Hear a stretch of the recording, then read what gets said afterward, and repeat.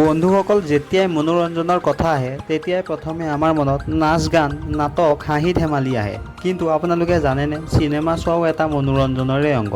হয়, চিনেমা চাই, চিনেমা উপভোগ কৰি ভাল লাগে, নহ'লেনো গাৰ্লফ্ৰেণ্ডক লৈ একেলগে পপকৰ্নৰ লগত খেলা কোনে কৰিব। চিনেমা জগতখনত চাবলগীয়া বহুত আছে, কিন্তু বলিউড আৰু হলিউডৰ চিনেমা চাই কিবা এটা বেছিয়ে ভাল লাগে। এইটো ভাবিয়েই আজি আমি দুয়োটা ফিল্ম ইণ্ডাষ্ট্ৰীক কম্পেয়াৰজন কৰি চাম, কোন কিমান আগবঢ়া, বলিউড নে হলিউড। আপোনালোকেও দেৰি নকৰি ছাবস্ক্ৰাইব বটনটো দবাই বেল আইকনটো ক্লিক কৰি দিব।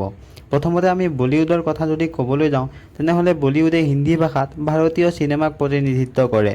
এই বলিউড নামটো বোম্বাই, বৰ্তমানৰ মুম্বাই চহৰখনৰ নামত ৰখা হৈছিল।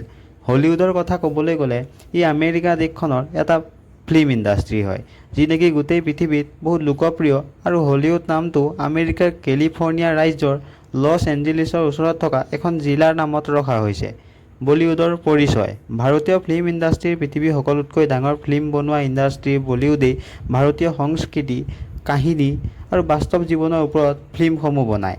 নাচ গান, কমেডি, ছাছপেন্স, ৰোমান্স এই সকলো এখন ফিল্মতে থাকে। প্ৰথম বলিউডৰ ফিল্মখন হ'ল ৰাজা হৰিশ্চন্দ্ৰ, যিখন নেকি 1913 চনত ৰিলিজ হৈছিল আৰু এইখন দাদা চাহেব ফাল্কে নিৰ্মাণ কৰিছিল।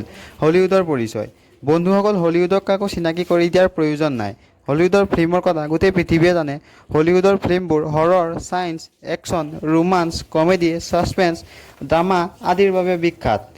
প্ৰথমখন হলিউডৰ ফিল্ম হ'ল ইন অল্ড কেলিফৰ্ণিয়া। বন্ধুসকল, বলিউডৰ ফিল্মবোৰ স্পেচিয়েল ইফেক্ট আৰু টেলেণ্ট টেকন'লজি বহুত কম ব্যৱহাৰ হয় হলিউডৰ তুলনাত।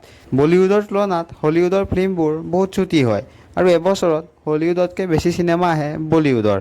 বন্ধুসকল, ইমানলৈকে আপোনালোকে এই দুয়োটা ফিল্ম ইণ্ডাষ্ট্ৰীৰ বিষয়ে বহুতো কথা নিশ্চয় জানিব পাৰিলে।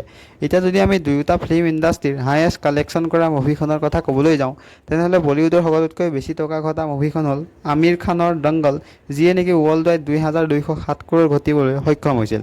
যদি আমি হলিউডৰ সকলোতকৈ বেছি টকা ঘটা মুভিখনৰ কথা কওঁ, তেনেহ'লে সেইখন হ'ল অৱতাৰ, যিখনে নেকি ৱৰ্ল্ড ৱাইড 20,368 কৰ'ৰ টকা ঘটিবলৈ সক্ষম হৈছিল। বন্ধুসকল, ভিডিঅ'টো আপোনালোকে কেনেকুৱা পালে কমেণ্ট কৰি এবাৰ নিশ্চয় জনাব।